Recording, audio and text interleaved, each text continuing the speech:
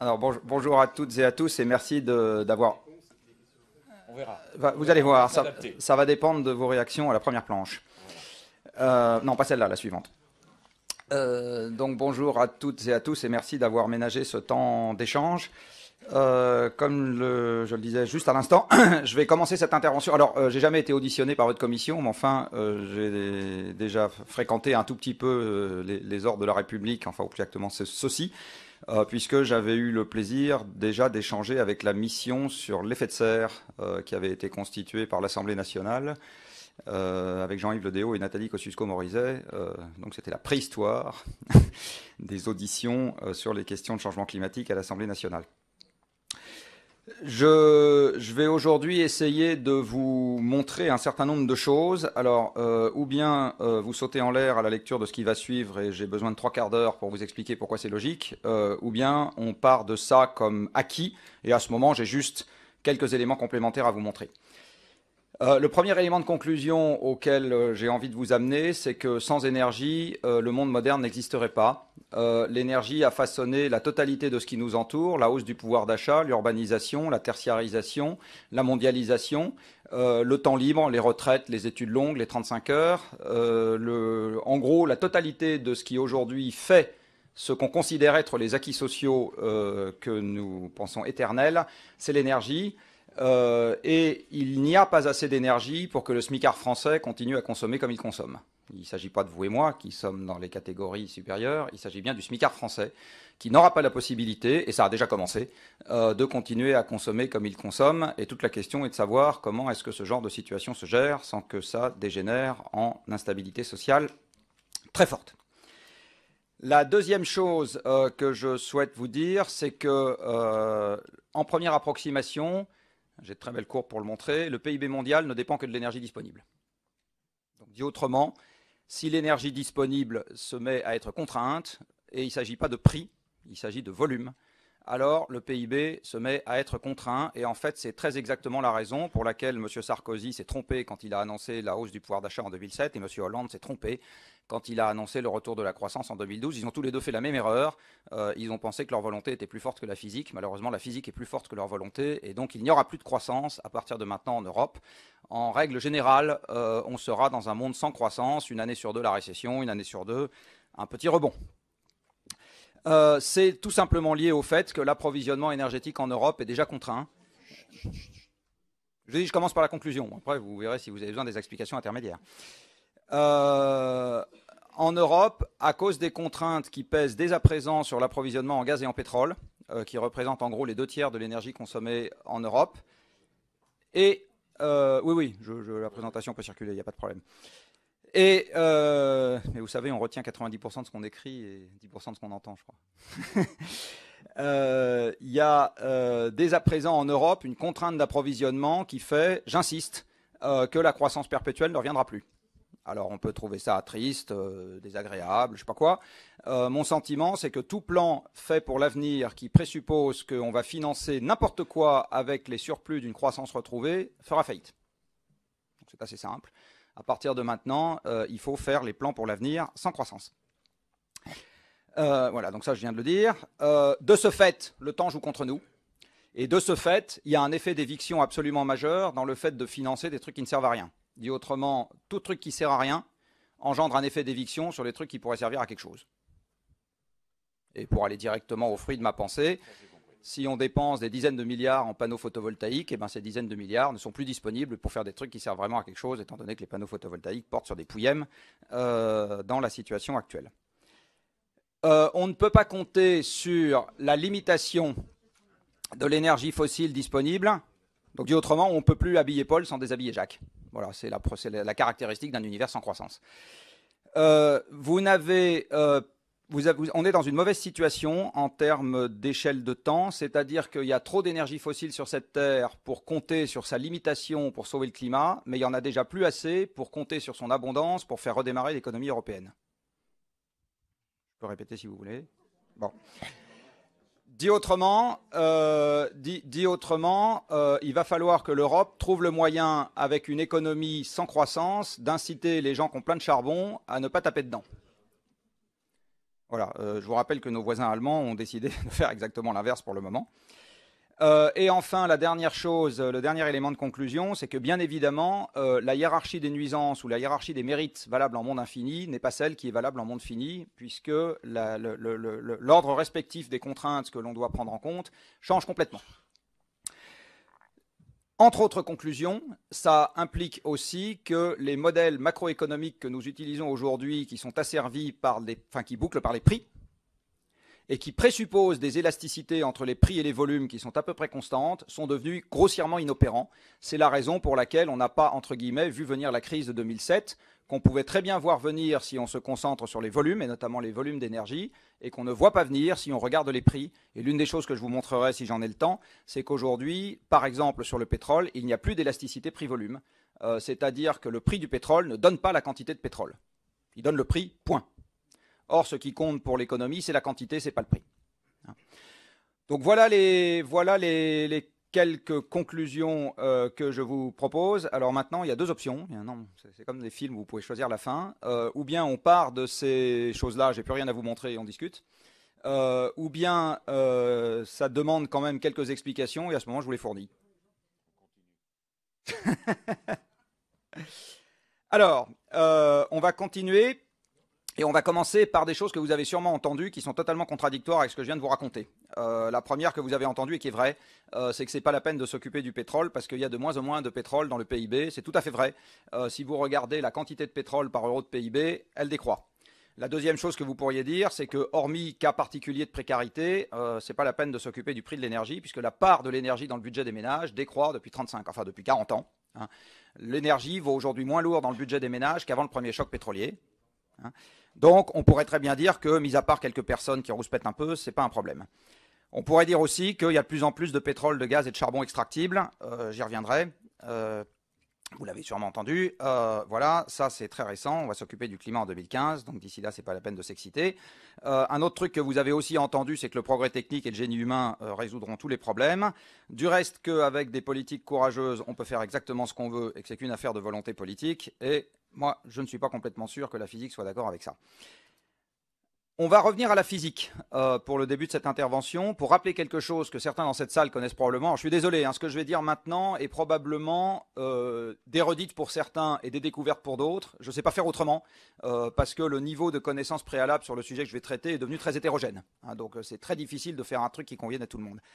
Donc je vais simplement rappeler que l'énergie, par définition en physique, caractérise le changement d'état d'un système. L'énergie, avant d'être des kilowattheures sur une facture, c'est une grandeur physique, et c'est la grandeur physique qui caractérise le changement d'état d'un système. Donc elle obéit à des lois, qui sont des vraies lois, dit autrement, qui ne souffrent pas d'exception.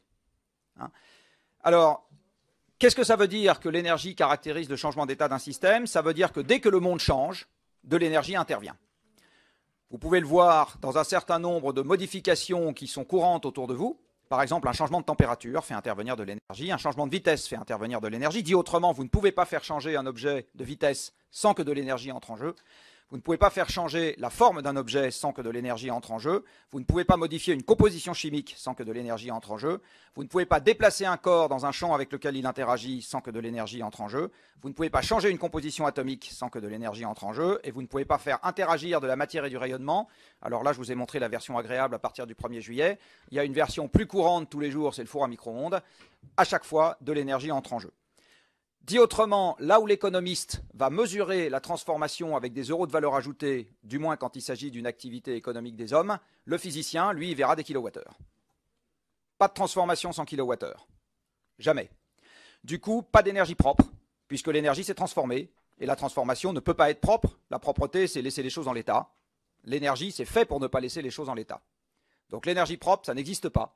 Ce qui peut exister, c'est de l'énergie utilisée dans des quantités telles que les avantages surpassent les inconvénients. Ça oui, l'énergie propre, ça n'existe pas. Pas plus verte que rose, que violette à paillettes du reste. Ce que je vous ai dit tout à l'heure sur le fait que l'énergie a structuré notre monde moderne réside en totalité dans le petit calcul d'ordre de grandeur que je vais vous montrer maintenant. Si on suppose qu'on transpose l'hémicycle à Chamonix et que vous montez tous les matins sur le Mont Blanc pour vous mettre en appétit, tous les matins, c'est pas facile, vous allez voir, ça fait pas beaucoup d'énergie.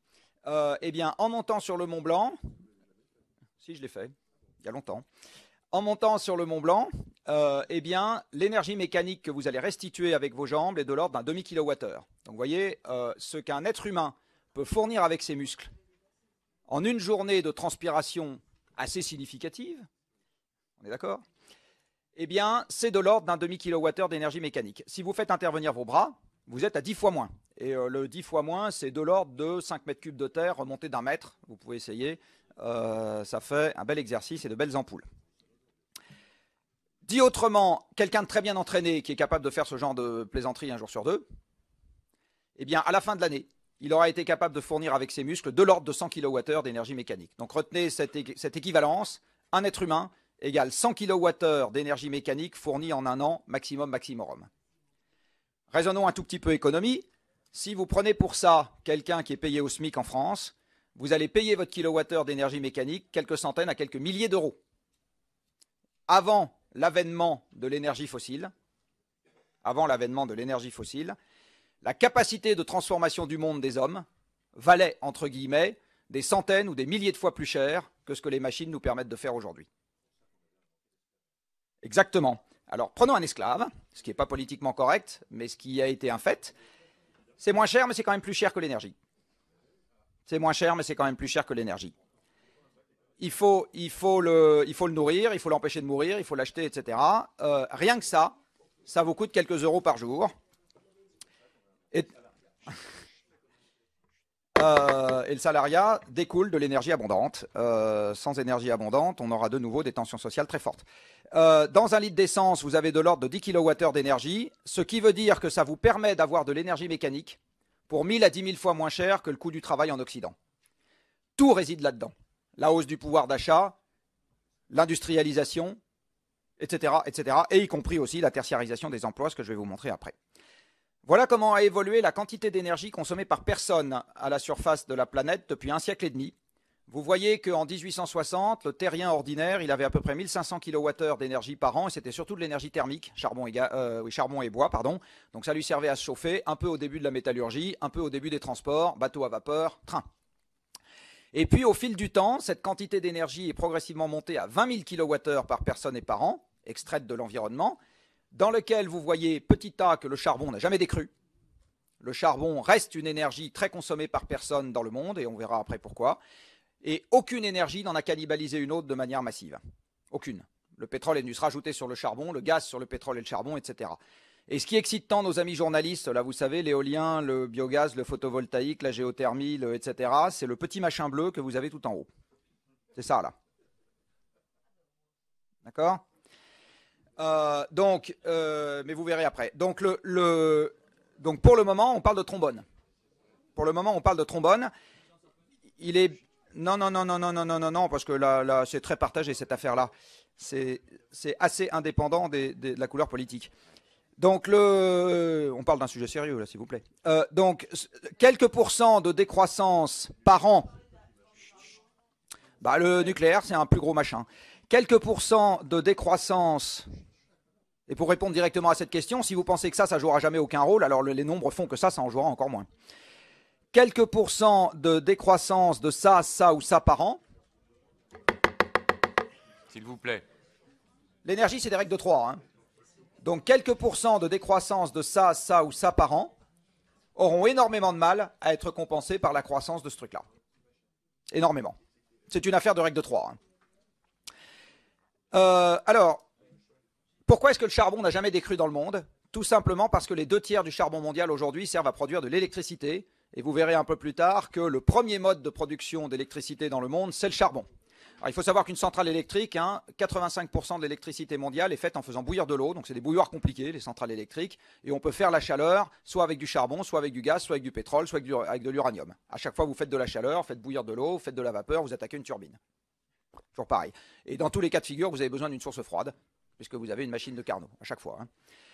Donc les 2/3 du charbon mondial, c'est de l'électricité. Le pétrole, c'est l'énergie des transports. Et donc, ce n'est pas le même usage que l'électricité. Ce que vous voyez ici, et retenez ce pourcentage parce que ça expliquera mon lien énergie-PIB et pourquoi à partir de maintenant, il n'y aura plus de croissance, plus de 2,5% sur l'approvisionnement énergétique par personne pendant plus d'un siècle, pendant lequel nous avons structuré les infrastructures, les villes, changé l'agriculture, fait les industries, etc. Hein, bâti les systèmes sociaux qui vont dessus. plus 2,5% par an. Depuis 1980, cacahuète. Et en fait, l'essentiel de la hausse, c'est le charbon et c'est la Chine. Si j'enlève le charbon en Chine, pour le reste du monde, c'est zéro. Donc depuis 1980, hormis la Chine, l'approvisionnement énergétique par personne n'augmente plus. Et en fait, ce qu'on n'a pas vu, parce qu'on ne regarde que les prix, c'est que les chocs pétroliers ont marqué une rupture de pente massive sur l'approvisionnement énergétique par personne, qui a commencé à totalement chambouler le système économique mondial en faisant apparaître le chômage, l'endettement et un certain nombre de problèmes qui n'existaient pas avant 1974. Ce n'est pas une affaire de prix, vous allez voir après, c'est une affaire de volume. Il n'en reste pas moins qu'aujourd'hui, chaque terrien dispose de l'équivalent de 200 esclaves par personne. C'est ça que nous a procuré l'énergie abondante et à bas prix. Dit autrement, si nous n'avions pas les énergies fossiles, on devrait avoir 200 planètes Terre supplémentaires dans le système solaire, où sur chacune de ces planètes Terre, 7 milliards de bonshommes pédaleraient comme des fous toute la journée. Et ça nous permettrait, à nous terriens, de vivre comme nous vivons aujourd'hui. Donc les terriens d'aujourd'hui sont assez comparables aux citoyens de l'ancienne Grèce. Vous savez, il y en avait un tout petit nombre, là, c'est ceux dont on se souvient, avec une armée de paysans qui étaient en train d'esclaves et de paysans qui étaient en train de trimer pour eux et qui n'avaient pas du tout les droits électifs, etc. Ben là, c'est exactement pareil. En fait, la raison pour laquelle on peut se consacrer aux affaires publiques, avoir le droit de vote, etc., c'est parce que l'énergie a remplacé la force de nos muscles et on n'est pas obligé de passer notre journée à faire pousser des patates. Alors par-dessus ça, on a évidemment eu une croissance démographique très forte. Au moment où l'humanité se sédentarise, on est à peu près quelques millions, donc la moitié de la population francilienne. Au moment où naît la civilisation industrielle, un demi-milliard. Et aujourd'hui, en 2 siècles, 8 générations, rien du tout à l'échelle de l'histoire humaine, 8 générations. Rien. 4 fois passé de grands-parents à petits-fils. 4 fois. Eh bien, on est passé à 7 milliards et ça continue d'augmenter. Et du coup, bien évidemment, la consommation globale d'énergie a explosé. 80% de cette consommation sur Terre est le fait de combustibles dits fossiles, c'est-à-dire que c'est des restes de vie anciennes, fougères au carbonifère pour le charbon, 300 millions d'années, algues et plancton pour le gaz et le pétrole. Même l'électricité est massivement fossile. Vous avez ici la production électrique mondiale en 1973 et en 2007, exprimée en milliards de kilowattheures électriques, donc en térawattheures, milliards de kilowattheures. Alors pour mémoire, la production française aujourd'hui, c'est 550 térawattheures. La consommation électrique mondiale en 1945, c'était 600. Donc l'électricité, c'est vraiment le fait de la deuxième moitié du XXe siècle. C'est une énergie qui n'existait pas avant. Ce que vous voyez, c'est qu'en 1973, les combustibles fossiles font les 3/4 de la production électrique. En 2007, ils en font les 2/3. Ce qui a le plus augmenté dans le monde depuis, c'est le charbon, et de très loin. La Chine installe aujourd'hui une tranche à charbon par semaine. Une tranche à charbon par semaine. Ça fait un peu moins de pagination dans le journal français que les quelques fois où ils achètent un EPR. Une tranche à charbon par semaine en Chine. Les capacités installées aujourd'hui dans le monde, les premières d'entre elles, c'est du charbon. Il y a entre 150 et 200 gigawatts de centrales à charbon en construction en ce moment, à l'heure à laquelle je vous parle. Sachant que les capacités installées en France sont de l'ordre de 100, tout mode de production confondu. Vous voyez que derrière, ce qui a le plus augmenté, c'est le gaz. Et seulement derrière, vous avez l'hydroélectricité et le nucléaire. Alors, il y a aussi des énergies renouvelables dans le monde, je vous le disais. La première d'entre elles, alors là, retenez une règle du pouce qui marche très bien, c'est que l'importance des énergies renouvelables dans le monde est inversement proportionnelle à leur pagination dans le journal français. Ça marche très très bien. 10%, je vous parle du journal français, 10% de l'énergie mondiale provient du bois, qui est en fait dès à présent plus totalement renouvelable, puisqu'une partie du bois énergie consommé dans le monde correspond à de la recherche de bois de feu autour des villes africaines, et ça engendre de la déforestation. Ensuite arrive l'hydroélectricité qui représente aujourd'hui l'essentiel des capacités d'énergie renouvelable en construction dans le monde, loin devant l'éolien. Et ensuite arrive l'éolien qui, là, avec la convention la plus favorable que je puisse utiliser, c'est-à-dire l'équivalent primaire, vous donne un peu moins de 1% de l'énergie mondiale. Les agrocarburants, c'est 0,4%. Retenez pour mémoire qu'avec cette unité, le pétrole, ça fait 4000. Donc dans le même temps que le monde consomme 4000 millions de tonnes de vrai pétrole, on fait 60 millions de tonnes d'agrocarburants. 1,5% des carburants mondiaux. Et pour ça, les Américains utilisent déjà 40% de leur maïs, c'est-à-dire la même chose que ce qu'ils donnent aux animaux. 40% du maïs américain va dans l'alimentation animale, 40% dans les agrocarburants. En Allemagne, vous avez déjà des producteurs de maïs qui mettent leur maïs directement dans les méthaniseurs, donc ça ne passe plus par la case alimentation, pour favoriser la production de biogaz qui ensuite favorisera l'électricité. Donc l'utilisation de la biomasse, on y reviendra après au moment des questions, j'imagine, à des fins énergétiques, c'est un truc qui doit se regarder de manière un peu précise. On ne peut pas dire biomasse, solution miracle. Et enfin, le photovoltaïque, aujourd'hui, ça fait 0,1% de la production énergétique mondiale, pas électrique. C'est toujours pareil, hein, c'est mon problème de pourcentage et de règle de 3. À quelle vitesse est-ce que ce truc-là doit croître pour compenser de manière significative un déclin de 2 ou 3% sur un truc qui fait un tiers de l'approvisionnement énergétique mondial? C'est juste un problème de règle de 3. Hein. Voilà ici l'approvisionnement, alors non pas primaire, c'est-à-dire non pas l'énergie qu'on retire de l'environnement, parce qu'il faut savoir un truc avec l'énergie, c'est que à cause d'une loi physique qui s'appelle la loi de conservation, tout ce que les hommes peuvent faire, c'est d'extraire de l'environnement une énergie qui s'y trouve déjà. Le terme production d'énergie est un terme impropre, c'est une violation de la physique. Tout ce que les hommes savent faire, c'est extraire de l'environnement une énergie qui s'y trouve déjà. Alors qu'est-ce qu'on trouve dans l'environnement? Des trucs qui brûlent, des noyaux d'uranium qui se cassent en deux, de l'eau qui tombe, du vent qui souffle, du rayonnement qui arrive. On ne trouve pas d'électricité, du moins tant qu'on ne sait pas brancher les cafetières sur les éclairs d'orage. On ne trouve pas d'hydrogène. D'accord? Pas natif. Il y en a plein dans l'eau, mais il faut plein d'énergie pour le dissocier de l'oxygène. Donc tout ce que vous trouvez dans l'environnement, c'est de l'énergie dite primaire, et vous allez l'extraire, la transformer avec un système énergétique et en faire de l'énergie finale, c'est celle qu'on utilise nous. Carburant qui rentre dans les voitures, l'électricité qui alimente les cafetières, etc. Vous avez ici la répartition de l'énergie finale consommée en France en milliards de kilowattheures par secteur et par énergie finale. Tout ce qui est cerclé en bleu là, c'est des combustibles fossiles. Donc vous voyez, la France n'est pas un pays tout nucléaire, c'est un pays avant tout fossile, si on regarde l'énergie finale, exactement comme nos voisins européens.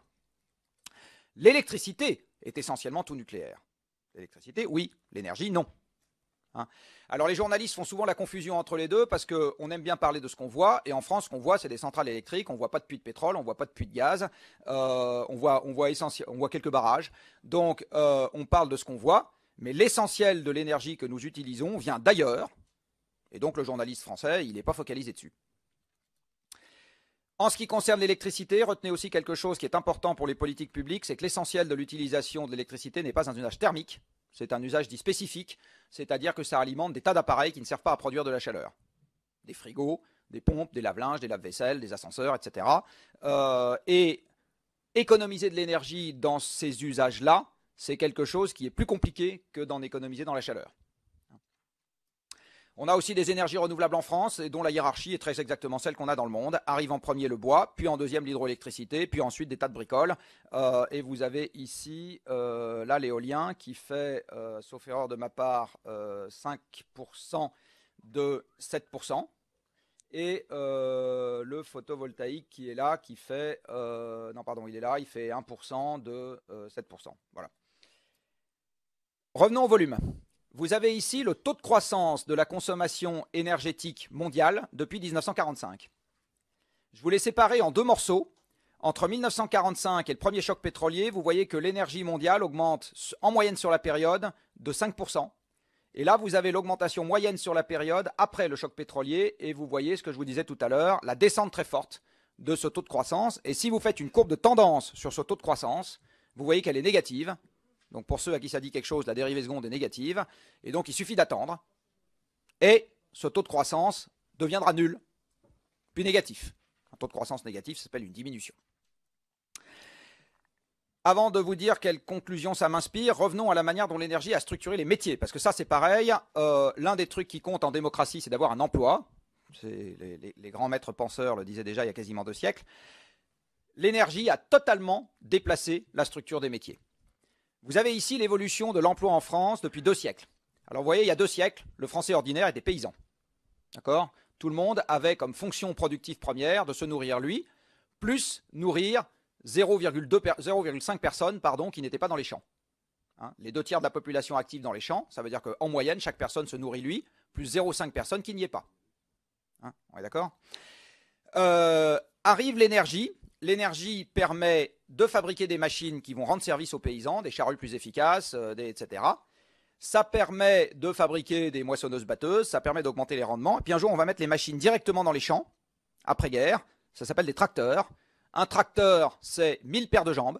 Hein. Un tracteur de 100 chevaux, c'est à peu près 1000 paires de jambes en puissance développée. Et donc, un paysan maintenant, il nourrit lui, plus 50 autres personnes. alors qu'il nourrissait avant lui plus 0,5 personnes, il nourrit lui plus 50 autres personnes. Ces 50 autres personnes peuvent se mettre à faire autre chose grâce à l'énergie qui permet de transformer des tas d'autres ressources que nous trouvons dans l'environnement, des minerais, du bois, des sols, etc. Et on va donc se mettre à développer l'industrie qui n'est rien d'autre que de la transformation de ressources naturelles.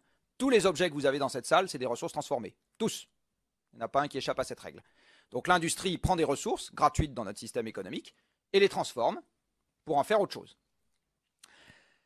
Arrive le choc pétrolier et à ce moment, le flux global d'énergie, et ce que je suis en train de vous décrire là, c'est produit dans tous les pays occidentaux au même moment. Tous. D'accord ? C'est donc que ce n'est pas l'incurie du politique du pays A qui fait que la situation se présente comme elle se présente. C'est vraiment un fait physique global. Dans tous les pays, à ce moment, la productivité par personne se met à aller plus vite que le flux global contraint par l'énergie globale, et à ce moment, la part de l'emploi industriel baisse. Avec, soit dit en passant, une subtilité de nomenclature, parce que si vous prenez un ouvrier dans une usine automobile, il est dans l'industrie. Si vous prenez un garagiste sous un pont-levant réparant une voiture qui fait physiquement exactement les mêmes gestes, vous allez le mettre dans les services.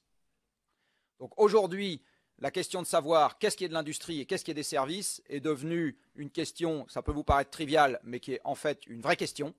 Et quand vous parlez à M. Pépi, il vous dit « moi je suis un industriel » et quand vous regardez ce que c'est qu'un train et un atelier de maintenance, il a raison. L'INSEE le met dans les services. Quand mon charcutier fait son boudin excellent au demeurant chez lui, il est dans les services. Quand un ouvrier de chez Doux découpe des poulets dans une usine, il est dans l'industrie. On peut discuter de la pertinence de cette nomenclature pour savoir ce qu'on doit faire plus tard. Fin de la parenthèse. Donc, toujours est-il qu'avec la nomenclature de l'INSEE, vous voyez que la part de l'emploi dans l'industrie se met à baisser, mais le flux industriel continue d'augmenter. Il n'a jamais été aussi important qu'aujourd'hui. Et donc les services où la productivité est moindre peuvent continuer d'augmenter derrière. C'est quoi les services? C'est le commerce, c'est la banque, et puis c'est le transport, etc. Mais on voit également apparaître une nouvelle catégorie qui n'existait pas avant 1974, qui s'appelle les chômeurs. Les chômeurs, c'est une manière particulière dont le système physique, avec laquelle le système physique, gère le fait que la productivité globale du travail ne puisse plus augmenter aussi vite qu'avant. Puisque la productivité du travail, c'est l'énergie qu'on a. Donc ça ne peut plus augmenter aussi vite qu'avant. Et à ce moment, on voit l'apparition de chômeurs. Avant 1974, il y a un siècle, il fallait plutôt passer des lois pour éviter que les femmes, les enfants et les nourrissons travaillent 24 heures sur 24. Donc l'élément limitant avant 1974, c'était le travail. Depuis 1974, l'élément limitant n'est plus le travail. C'est l'énergie. Vous allez le voir après. C'est l'énergie. Voilà un instantané de ce que je vous ai raconté pour la France, et là c'est pour le monde. Donc vous avez ici pour l'ensemble des pays du monde, je suis désolé, je n'ai pas mis les étiquettes à côté des points, la consommation d'énergie par personne en fonction de la fraction de l'emploi dans l'agriculture. Enfin plus exactement, la fraction de l'emploi dans l'agriculture en fonction de l'énergie consommée par personne. Et ce que vous voyez, c'est qu'aujourd'hui dans le monde, plus on a d'énergie par personne, et moins vous avez d'emploi dans l'agriculture. C'est très exactement ce que je vous ai montré en dynamique tout à l'heure. Ces gens vont à ce moment faire des emplois industriels et services dans les villes. Donc l'urbanisation, c'est l'énergie abondante. L'urbanisation, c'est l'énergie abondante. Le fait que la ville puisse être un système socio-économique stable, en univers énergétique très contraint, avec 80% de la population dedans, c'est pas sûr. C'est pas sûr du tout. Et voilà un autre truc qui devrait un peu vous perturber, parce que moi ça m'a perturbé la première fois que j'ai fait ça. Vous avez ici les émissions de CO2 par personne, en fonction de la part de l'emploi dans les services. Alors vous savez, on dit toujours, quand on met des services, on dématérialise. C'est l'exact inverse qu'on voit. Plus vous avez de services dans l'économie, en gros, et plus vous avez d'énergie fossile consommée par personne. Alors c'est très perturbant. En fait, c'est très logique. Vous pouvez avoir tout le monde dans les services à partir du moment où la totalité de nos fonctions productives sont assurées par des machines qui consomment de l'énergie. Et à ce moment, les services qui consistent à gérer ces flux physiques, qu'est-ce que c'est les services? C'est gérer de l'information, c'est gérer des flux physiques. Eh bien, vous pouvez mettre à peu près toute la population active dedans.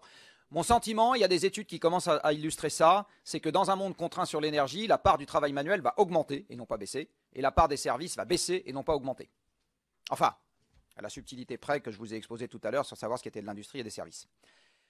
Alors, je crois que vous avez aussi en charge l'aménagement du territoire. Voilà comment l'énergie abondante a déformé l'occupation du territoire. Plus besoin de personnes dans les campagnes, on a mis des tracteurs, tout le monde en ville, et on peut conserver la fonction d'échange des villes, parce qu'une ville, ça sert à ça, ça sert à une fonction d'échange en étalant les banlieues, puisque l'énergie abondante permet de garder des flux en volume et en délai extrêmement performants avec les gens de plus en plus éloignés. Le temps de déplacement peut être conservé constant avec des voitures pour tous, alors que quand il fallait marcher, on faisait tous les commerces sur le Pont-Neuf, et c'est comme ça que c'était le plus efficace. vous voyez que l'évolution que je vous montre ici a été vécue par tous les pays occidentaux. Ce n'est pas le propre de la France que je suis en train de vous raconter. La concentration urbaine et l'étalement urbain, c'est le fait de tous les pays occidentaux. Alors quand on a démarré les villes avant l'énergie abondante, les cœurs de ville sont denses. Quand on a démarré Atlanta, déjà à l'époque de l'énergie abondante, il n'y a pas de cœur de ville. Donc, si vous allez à Atlanta et que vous demandez au portier de l'hôtel où se trouve le centre-ville, il rigole parce qu'il ne sait pas où c'est. Il n'y a pas de centre-ville, ça n'existe pas.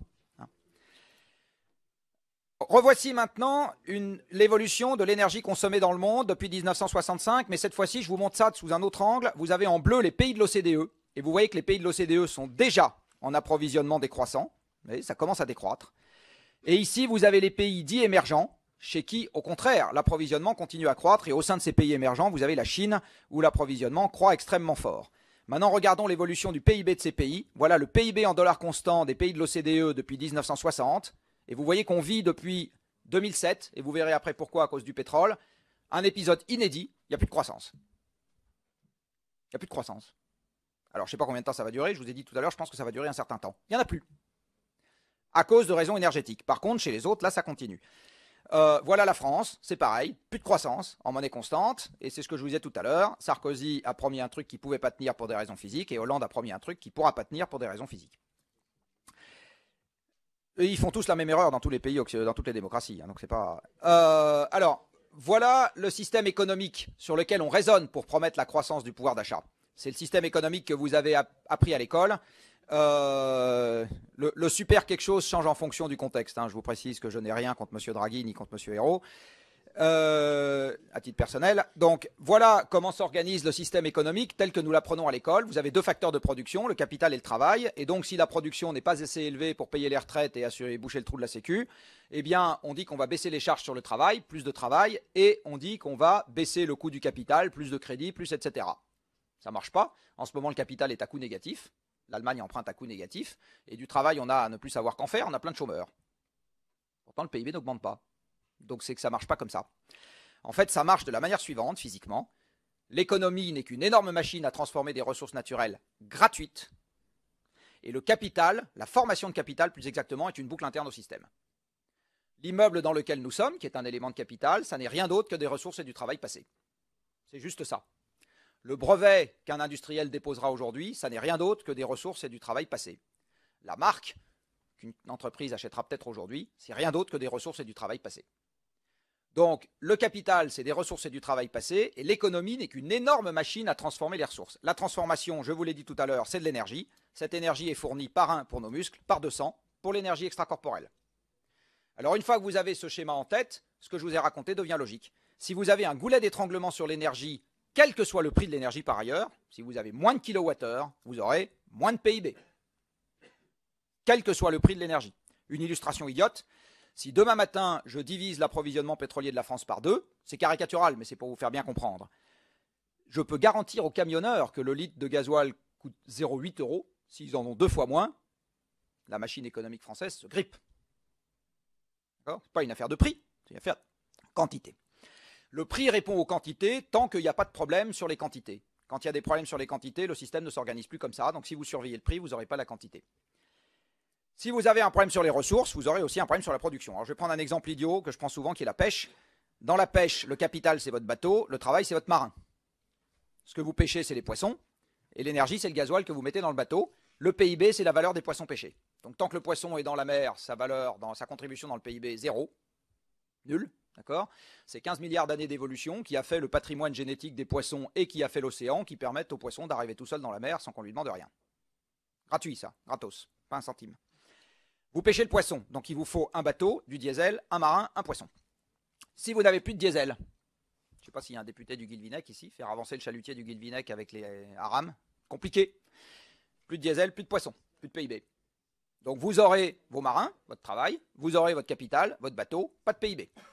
Si vous avez votre marin, votre diesel, votre bateau, pas de poisson, pas de PIB. D'accord?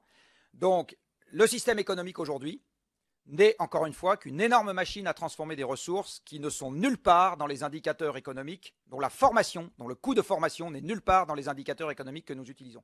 En tant que les ressources sont immenses par rapport à notre activité, c'est une bonne convention. L'approximation au premier ordre, quand le stock est immense et notre prélèvement tout petit, c'est de ne pas s'emmerder avec le niveau du stock. Mais aujourd'hui, notre activité est devenue très significative par rapport au niveau du stock, et ne pas surveiller le niveau du stock nous conduit à des erreurs majeures. Alors vous savez, quand un ingénieur a des théories fumeuses, il faut qu'il les passe au banc d'essai. Vous avez ici un graphique qui vous donne pour le monde dans son ensemble la consommation d'énergie depuis 1965 et la variation du PIB depuis 1965. D'aucuns, voyant cette courbe avant l'exposé qui a précédé, pourraient me dire « ça ne me dit pas où est la poule et l'œuf », ce qui est tout à fait vrai. Par contre, si vous savez que le système s'organise comme ça, alors vous devez logiquement trouver quelque chose comme ça. D'accord? C'est logique. C'est logique.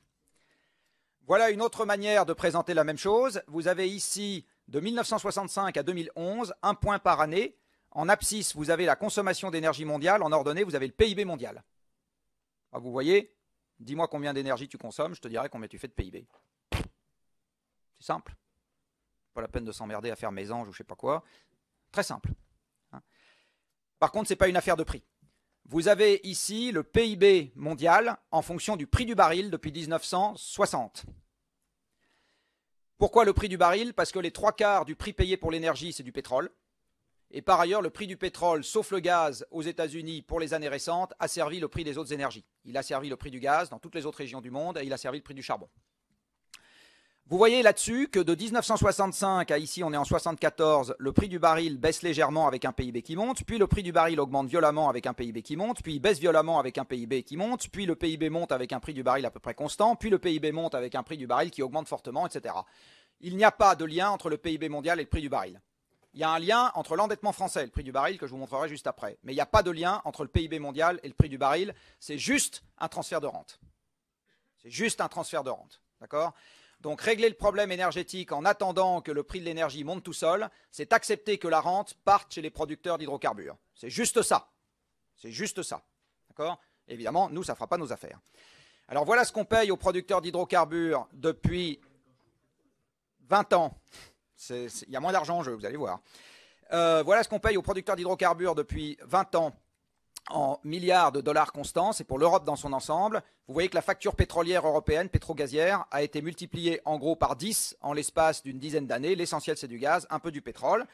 Et vous savez probablement que quand un pays a un déficit commercial structurel, ça se traduit par une augmentation de l'endettement. On emprunte l'argent qui sert à payer les fournisseurs, hein, c'est exactement ça. Vous avez ici un calcul qui a été fait où vous avez, depuis 1993, ici la facture cumulée de pétrole et de gaz importés que nous avons en France, et ici l'endettement, l'augmentation de l'endettement de l'État français. Alors vous allez me dire, la France est un pays latin, tenu n'importe comment, avec des pignoufs qui ne savent pas compter. Allons voir un pays sérieux qui s'appelle l'Allemagne. Voilà l'histoire pour l'Allemagne. Donc ce n'est pas une affaire de couleur politique. Ça serait simple si c'était une affaire de couleur politique. C'est une affaire physique structurelle, pilotée par des systèmes dans lesquels le pas de temps, c'est le demi-siècle. Hein? Autant vous dire qu'on n'est pas sorti de l'auberge. Et je vais finir avec ça, puisque je vois que le temps s'écoule et qu'il y a des impatients, pour vous dire pourquoi à partir de maintenant, on va être en récession de manière structurelle, je pense, en Europe.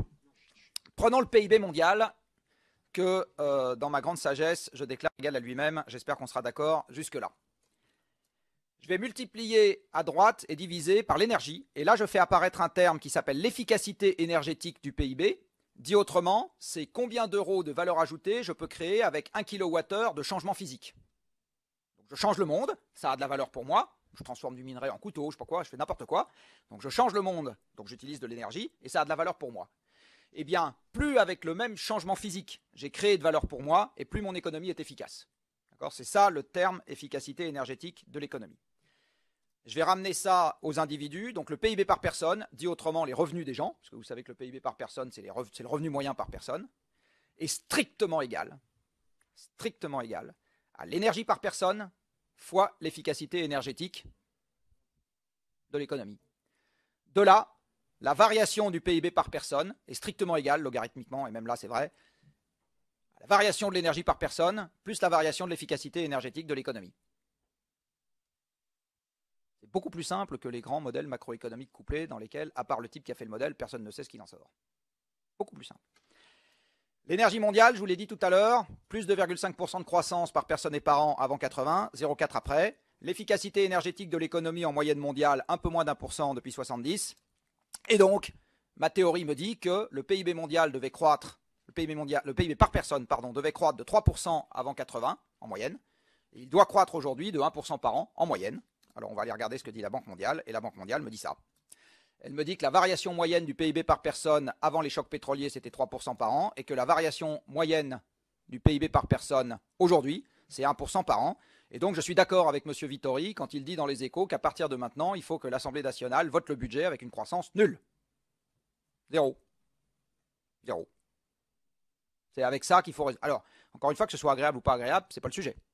Le sujet, c'est est-ce que je me cale sur le monde tel qu'il est, ou est-ce que je fais un plan pour le monde tel qu'il n'est pas, et à ce moment, mon plan ne marchera pas. Hein. Voilà pour la France, où vous avez ici la variation du PIB par personne. Donc, vous voyez, de très belles marges d'escalier, et si j'avais le temps, je vous montrerais ça pour d'autres pays de l'OCDE, et ça marche extrêmement bien. Deux ou trois trucs avant de finir. Vous avez ici la même chose que ce que je vous ai montré pour l'énergie, mais pour le pétrole. Vous avez en rouge la variation de la production de pétrole dans le monde. Il s'agit bien de volume, de barils. Hein, et en bleu, la variation du PIB par personne dans le monde. Ce que vous voyez, c'est que l'asservissement est très bon. Et non seulement il est très bon, mais sur les deux épisodes récents, c'est d'abord le pétrole qui varie et ensuite le PIB par personne qui varie. Donc c'est pas on consomme moins de pétrole parce que c'est la crise, c'est d'abord il y a moins de pétrole et ensuite c'est la crise. Et en fait, d'abord il y a moins de pétrole pour des raisons physiques. Vous allez voir après que ce n'est pas le prix qui fait l'extraction. Et une fois que vous avez moins de pétrole, vous avez notamment moins de transport, donc un système qui se freine un peu, et à ce moment vous avez moins de PIB. Le choc pétrolier est une conséquence du fait que comme le pétrole est vendu sur un marché, instantanément son prix augmente, mais ça n'est pas la diffusion du choc pétrolier dans l'économie qui fait baisser le PIB mondial, puisque je vous ai montré tout à l'heure qu'il n'y avait pas de lien entre le prix du pétrole et le PIB mondial. Ça change instantanément l'allocation des rentes, donc ça fait la fortune de l'Arabie Saoudite et ça fait le malheur de l'Europe, ça c'est vrai. Mais mondialement, ça ne change pas grand-chose. Le prix, c'est le volume qui change. Vous voyez, variation sur le volume, variation sur le PIB.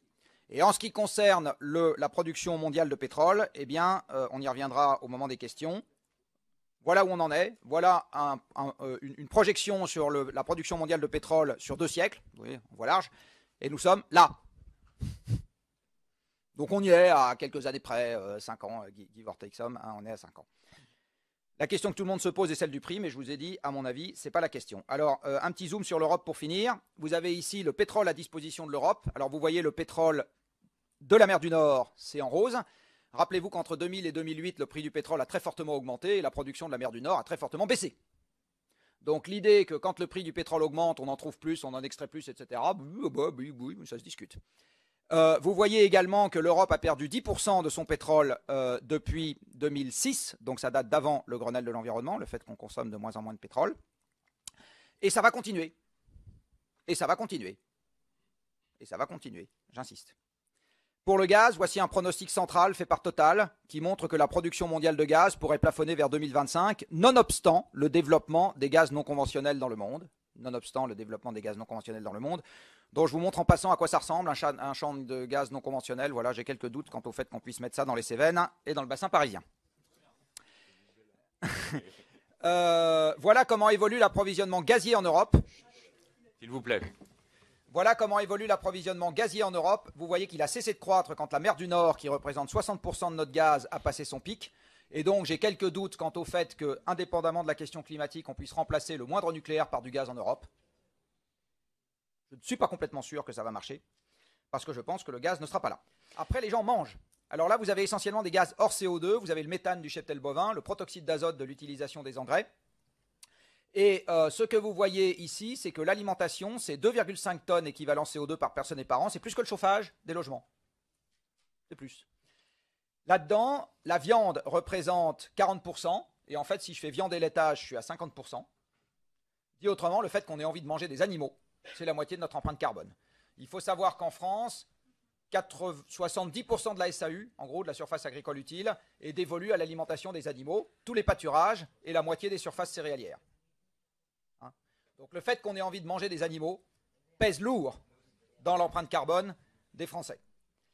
Ensuite, vous avez ici l'achat des biens manufacturés hors alimentation. Donc là-dedans, vous allez trouver vos petites cuillères, vos machines à café, vos chaussettes, vos chemises, vos chaussures, les automobiles quand vous en achetez, les agendas, etc. Enfin, absolument tous les produits manufacturés qu'on peut acheter, vos lunettes, sont là-dedans.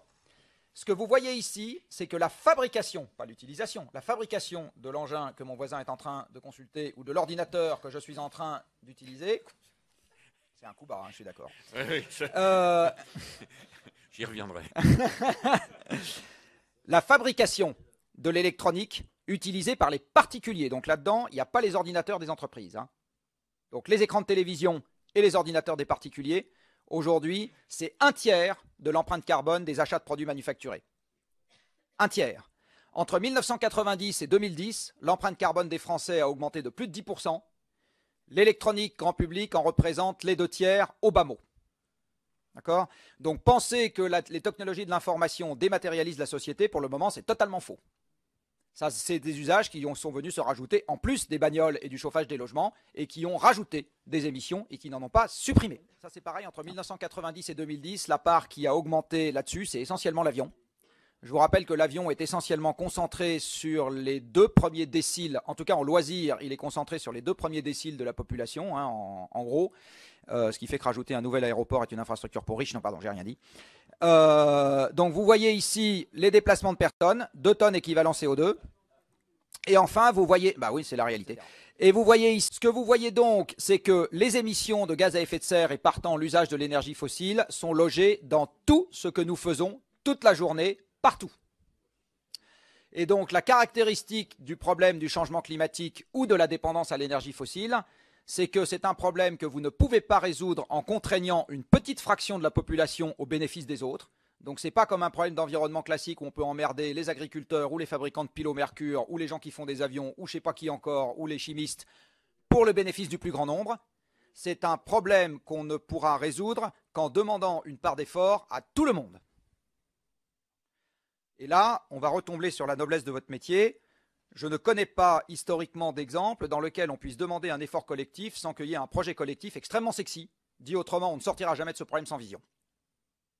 Sans vision, c'est le chaos qui réglera la situation. Voilà. Évidemment, c'est toute la question de savoir comment on fait émerger une vision en démocratie avec des pas de temps de 2 ans, mais enfin ça, vous connaissez ça par cœur. Voilà, fin des explications préliminaires qui ont été un peu longues et j'en suis désolé. Et puis maintenant, j'imagine qu'on ne parle pas de transition énergétique, on parle de transition tout court et on parle de projet de société à long terme. Donc en gros, il s'agit d'aller conquérir la Lune, quoi. Ce n'est pas une affaire de transition énergétique. Si on est dans une optique de conquête de la Lune, l'argent, ce n'est pas le sujet. L'argent, ce n'est pas le sujet. On le trouve. On a trouvé 1000 milliards pour sauver les banques, ce n'est pas le sujet. Ça, c'est vraiment pas le sujet. Ce qui est le sujet, c'est l'arbitrage. C'est-à-dire, on n'aura pas de l'argent pour tout, et ça, j'y reviens. On n'aura pas à la fois de l'argent pour donner un travail à tout le monde, donner de l'espoir à tout le monde et donner plus de consommation à tout le monde. Ça, on l'aura plus. Mais préserver la stabilité socio-économique du pays avec de l'espoir et un travail pour tous, ça, on trouve. C'est vraiment pas le sujet. La deuxième remarque un peu générale que je voudrais faire, et se rapproche à ça, c'est quid de la France dans les négociations internationales climat. Alors, je vous l'ai dit, l'énergie fossile, c'est le pouvoir d'achat et c'est le niveau de vie. Jamais, en fait, quand vous prenez les choses comme ça, jamais vous ne parvenez à la conclusion que des hauts fonctionnaires, aussi méritants soient-ils, peuvent se réunir quelque part dans le monde et décider de leur côté de niveau rationnel de consommation des individus dans le monde. Ça ne peut pas marcher. Ça ne peut pas marcher. Ce qui peut marcher, c'est qu'une région du monde, parce qu'elle est le dos au mur, se lance dans cette affaire de manière extrêmement résolue, structurée et massive. Alors, la raison pour laquelle j'ai attiré votre attention ce matin sur la particularité de la situation énergétique de l'Europe en matière de carburant et de gaz, c'est parce que je vous dis, l'Europe est le dos au mur, elle y est. Donc, notre choix sans regret, c'est de nous lancer de manière résolue dans une économie qui utilise de moins en moins de combustibles fossiles. Ça doit être ça, notre conquête de la Lune, et ça doit nous occuper 40 ans. Et ce n'est pas une transition à 100 milliards, c'est une transition à 5 000. Enfin, un calcul d'ordre de grandeur. L'ordre de 8 000 ou 10 000 milliards d'euros. Mais pour moi, c'est une très bonne nouvelle. Ça veut dire qu'on a une colonne vertébrale autour de laquelle il doit nécessairement y avoir le même consensus politique que pour le fait d'avoir des caisses de retraite, sinon on ne s'en sortira jamais. Et il faut que vos divergences s'expriment à la marge sur des petites manières, des petits machins concernant la gestion du problème. Voilà. Un peu plus de marché ici, un peu plus d'État là. Voilà. Mais si ça va au-delà de ça, ça ne marchera pas. Ça ne marchera pas. Donc à un moment, on a besoin de quelque chose qui ressemble à une union nationale, sinon on va vers le bazar pour tous. Le grand problème, c'est qu'il va falloir faire avec ça. Et en France, 60 000 kWh par personne et par an, parce que c'est ça qu'on consomme, c'est 600 esclaves par personne. L'espérance de vie à la naissance en France aujourd'hui, 75 ans. L'espérance de vie à la naissance en France dans les campagnes il y a 2 siècles, 25 ans. Donc, qui est pauvre? Donc la question, elle est tout à fait centrale en termes de ressenti et d'équité. Alors ça, vous avez 100% raison. En termes de réalité physique, je le redis, même ceux qu'on appelle modestes devront prendre leur part à l'effort. Et la seule façon que je vois de les faire prendre part à l'effort, c'est de leur donner un boulot et de leur donner une perspective. Sinon, ça ne marchera pas. Sinon, ça sera l'émeute. Et par contre, je pense que s'ils ont un boulot et une perspective et de la fierté, on peut discuter. Question de la fiscalité qui a été posée aussi sur la taxe carbone. Alors la taxe carbone a un principe très simple, je taxe plus l'énergie, je détaxe le travail. C'est très simple, hein. Le travail ne fait pas de changement climatique et il permet de résoudre le chômage. Le carbone est importé, fout en l'air la balance commerciale et fout en l'air le climat. Je déplace la fiscalité, c'est aussi simple que ça. Il ne s'agit pas d'en faire quelque chose de punitif, il s'agit d'en faire quelque chose qui guide. Alors, bah oui, c'est exactement comme un élève, vous ne lui dites pas qu'en une semaine après 6 ans, il doit être capable de rentrer dans une école d'ingénieur. Vous lui dites qu'il a 20 ans pour ça. Donc là, c'est exactement pas, ou pour apprendre un métier plus généralement. Là, c'est exactement pareil. Il s'agit de donner un cadre et une visibilité. Il se trouve que mon boulot consiste à essayer de soutirer à des gens qui n'en ont pas très envie de l'argent pour réfléchir à leur avenir. Il s'appelle les affreux industriels. Que fait un affreux industriel ou un affreux gestionnaire d'entreprise quand il a à réfléchir à l'avenir? Il regarde où sont les certitudes dans l'avenir qu'on lui propose. Et si dans les certitudes, il n'y a pas le fait que l'énergie qu'il consomme va lui coûter de plus en plus cher, il ne fait pas les investissements correspondants. Or, l'énergie, vous l'avez vu tout à l'heure, c'est le sang de systèmes qui sont extrêmement rigides. Donc ça, le problème énergétique, et ça a été dit aussi, se résout par les investissements, essentiellement. C'est monstrueusement capitalistique de faire de l'efficacité énergétique. Monstrueusement capitalistique. Il faut changer les procédés industriels, il faut changer les bâtiments, il faut changer les infrastructures de transport. Il n'y a rien de plus... Changer les bateaux. Il n'y a rien de plus capitalistique que l'efficacité énergétique. Donc si on ne donne... Or, des investissements, vous avez besoin de visibilité pour avoir envie de les faire. Donc si on ne donne pas un cadre de visibilité à l'économie sur le prix, sur l'externalité de l'inconvénient, et ça renvoie à la finitude du monde, il faut mettre ça sous forme d'externalité dans l'économie, mais ça ne fait pas un projet de société, c'est un outil. Si on ne donne pas un prix aux externalités dans lequel l'industriel a de la visibilité, à ce moment, il reste assis sur sa chaise. Et c'est très exactement pareil pour les particuliers. Regardez la manière dont le différentiel essence-gazole a déformé le parc automobile en France en 30 ou 40 ans. Ça joue un rôle majeur à long terme, ce genre de signaux. Ça joue un rôle à court terme, jamais. À long terme, ça joue un rôle. Alors évidemment, c'est toute la difficulté du métier que vous faites, où vous êtes jugé sur des résultats à 3 ans, quand le remède que vous proposez va en produire à 30. C'est pour ça que je disais, si on ne crante pas dans la population des consensus sur ce genre de sujet qui dépassent les clivages partisans, on aura le bordel. Excusez-moi, on aura le bordel.